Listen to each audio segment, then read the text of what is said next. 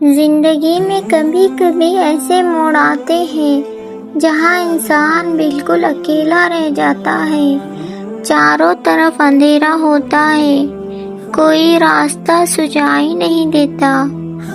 ہم جن پر بھروسہ کرتے ہیں وہ ہاتھ چھوڑ دیتے ہیں، جنہیں اپنا کہتے ہیں وہ نظریں پھیر لیتے ہیں۔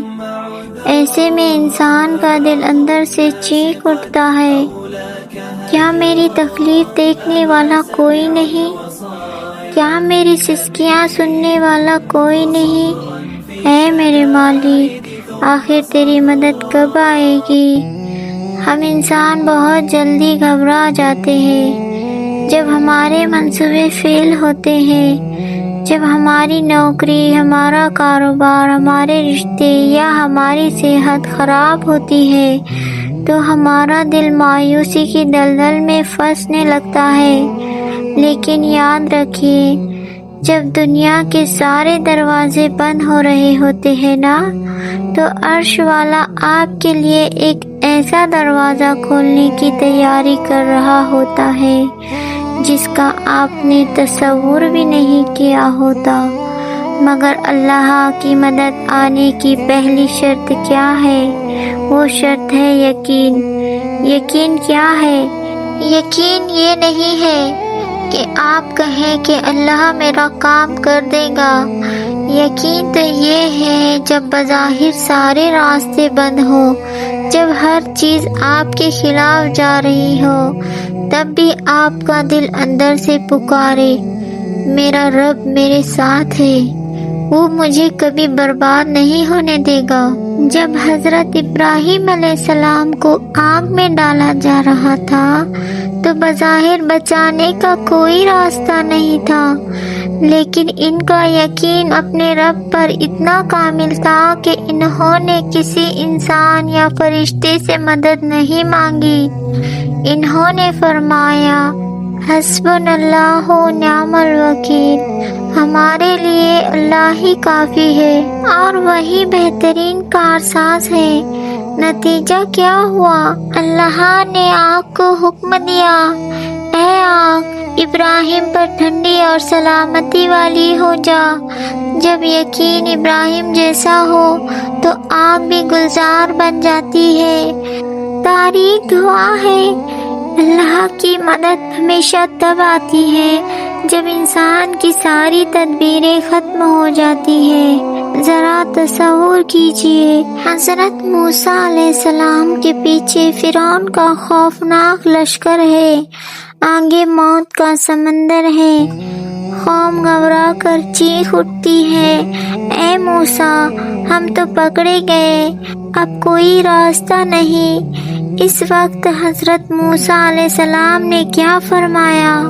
انہوں نے یہ نہیں کہا کہ ہاں اب ہم مر جائیں گے، انہوں نے پوری جلال اور یقین سے فرمایا، ہرگز نہیں، بے شک میرا رب میرے ساتھ ہے، وہ مجھے ضرور راستہ دکھائے گا۔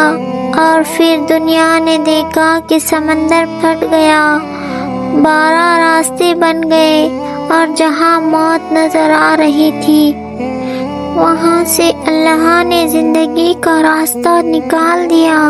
یہ ہے یقین کی طاقت۔ اللہ کی مدد تب نہیں آتی جب آپ کے پاس دنیا کے سہارے ہوں، اللہ کی مدد تب آتی ہے جب آپ دنیا کے سارے سہاروں کو دل سے نکال کر صرف ایک اللہ کو پکارتے ہیں۔ آج اگر آپ کسی آزمائش میں ہیں، اگر آج آپ کا دل ٹوٹا ہوا ہے تو ہاریے مت، یاد رکھیے، سونا تبھی چمکتا ہے جب وہ آگ سے گزرتا ہے۔ اللہ اپنے پسندیدہ بندوں کو آزماتا ہے تاکہ وہ ان کے گناہ معاف کر سکے، ان کے درجات بلند کر سکے اور انہیں اپنے اور قریب کر سکے۔ رسول اللہ صلی اللہ علیہ وسلم نے فرمایا، اللہ تعالیٰ فرماتا ہے کہ میں اپنے بندے کے گمان کے ساتھ ہوں، جیسا وہ میرے بارے میں گمان یعنی سوچ رکھتا ہے میں اس کے ساتھ ویسا ہی معاملہ کرتا ہوں۔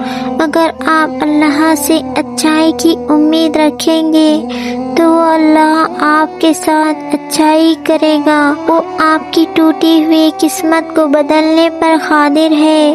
وہ رات کو دن اور دن کو رات بنانے والا رب ہے۔ آپ کے دکھوں کو خوشیوں میں بدلنے میں ایک سیکنڈ بھی نہیں لگے گا، بس آپ کا یقین پکا ہونا چاہیے۔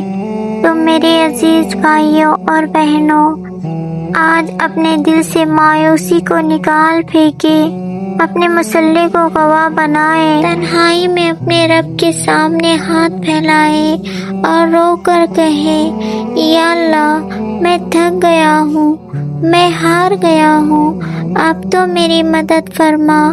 یقین جانیے جب آپ کی آنکھ سے ایک آنسو نکل کر گال پر پہنچنے سے ہی پہلے عرش والے کے ہاں آپ کی دعا قبول ہو جاتی ہے۔